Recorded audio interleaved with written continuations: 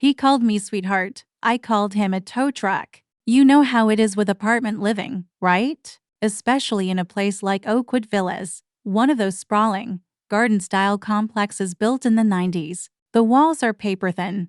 The community pool is always closed for maintenance, and assigned parking is not a luxury, it is a blood sport. Our complex is jammed into a busy suburban block where street parking is a total crapshoot. So that one designated spot? That is your little slice of the pie. It is sacred. I am, by nature, a very chill person. I am a compliance auditor, by trade. My entire job is to calmly review documents, find discrepancies, and dispassionately enforce the rules. I live in the fine print. I find receipts. So, I pay my rent on time. I do not blast music. And I keep to myself. All I ask is for my parking spot to be, well, my parking spot. It seems reasonable. Then, he moved in. This guy?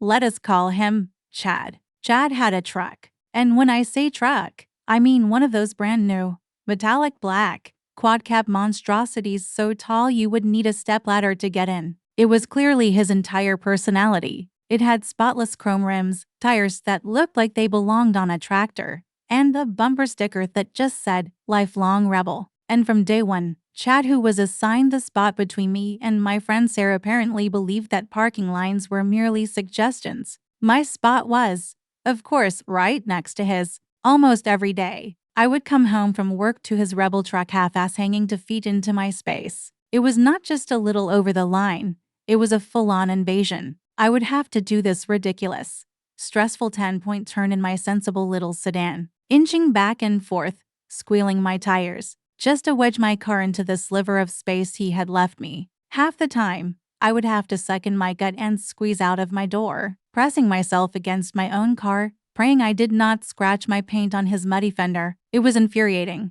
It was not just annoying. Hauling a 24-pack of water and 2 bags of groceries up the creaky outdoor stairs was already a workout. Having to do it after navigating his parking lot-sized ego was a new level of frustrating. At first, I tried the polite route.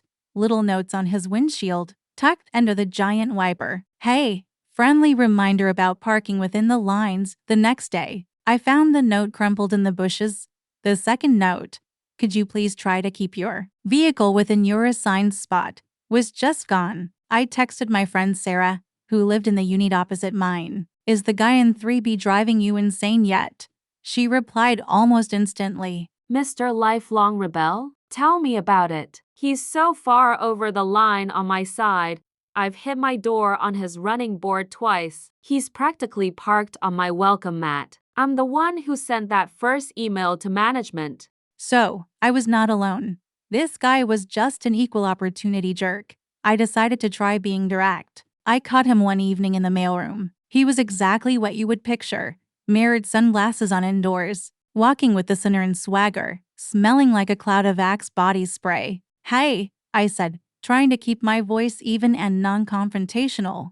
You're in 3B, right? I'm in 3A. I just wanted to ask if you could be more mindful of how you park. Your truck is often way over the line, and I have a really hard time getting into my spot. He slowly pulled down his sunglasses, looked me up and down like I was a piece of gum on his shoe, and smirked. It's a big truck, sweetheart, he said, popping in an earbud. You'll just have to figure it out.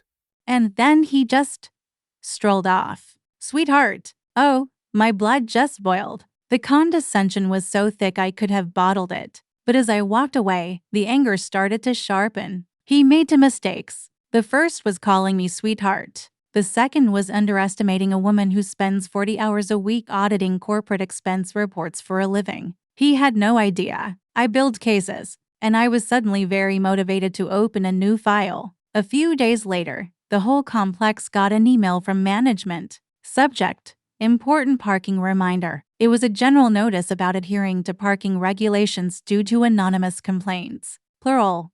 That was me and Sarah. I texted her, got the parking reminder email. She replied. Useless. It's from Oakwood Management, not a real person. They're just a faceless corporation covering their liability. He parked even worse today. He thinks it's a joke. I typed back. He knows they will not do anything unless they're forced to. Sarah's response was quick. So what do we do? Accidentally spill a Coke on his windshield? Tempting, I replied. But no, absolutely not. That just makes us the criminals. I am handling it. The final straw came on a Tuesday. I had had a brutal day at work. It was almost 10 p.m., and a cold rain was lashing down. I turned into the parking lot, and my heart just sank. Chad was not just over the line. He had parked his beast diagonally across both his spot and my spot, making it physically impossible for me to park. He had a guest, and they had taken Sarah's spot too. I just sat there in the rain, staring. He had made me homeless in my own parking lot. I had to go park on the main road, 3 blocks away, and walk back in the downpour, getting absolutely soaked. By the time I unlocked my apartment door, dripping all over the carpet, I was not just mad, I was cold.com. Okay, buddy, I thought, pulling my wet keys from my pocket. Let's build the case. I pulled out my lease agreement, a full 30-page document, and started reading. And there it was, buried deep in the community policies addendum, a rarely enforced clause: overnight parking of guest vehicles or any vehicle parked outside of its designated assigned spot is subject to immediate towing and or significant fines per violation. And I knew, from my job, what per violation meant. It meant they could not act on rumors or he said, she said complaints. They needed proof, an ironclad, non-negotiable, documented to death paper trail of every single violation. They were not ignoring us. They were just a faceless corporation that required a specific, formal process before they would authorize a tow. Chad had no idea he was about to be the subject of a full-scale audit. From then on, it became my ritual. I would get home, and he would be park over the line. Click. I would snap a photo, date and time stamp, multiple angles, showing his license plate and the parking lines. Then, I would email it directly to the management's compliance address. Every single time. Anonymous. Of course, just a concerned resident reporting a consistent violation of the parking policy. Per the bylaws, he would park like a jerk at 10 p.m. I would get my goodnight photo. The truck was still there at 7 a.m. I would get my good morning photo. Each email I sent, with its attached, time-stamped evidence, felt like adding another exhibit to my case file. I was just calmly, quietly, and repeatedly documenting his non-compliance. It took a couple of weeks, but then, one glorious Thursday morning, I was woken up by a sound I will never forget: the beep beep beep of a large truck backing up, followed by the hydraulic whine of a tow lift. I grabbed my morning coffee, went to my window, and peeked through the blinds. It was a beautiful sight. The tow truck was already hooking up Chad's precious, metallic black baby. And then Chad himself burst out of the building. He was in a bathrobe and flip-flops, his hair sticking up in every direction. He was absolutely fuming, yelling into his phone. This is harassment. I pay rent here. You can't just. Who has this kind of time? Seriously, get a life. This is absurd. He was yelling at the tow truck driver, who just shrugged. He yelled at management over the phone. He got hit with multiple, accumulated fines. My phone buzzed. It was Sarah. He is gone. The beast is gone. And you know what? Since that day, my parking spot and Sarah's has been perfectly, gloriously empty. No more squeezing. No more 10-point turns. No more worrying about dents. Just smooth sailing. Sometimes the best way to deal with a bully is not to fight them on their terms, but to just apply the rules, the right rules.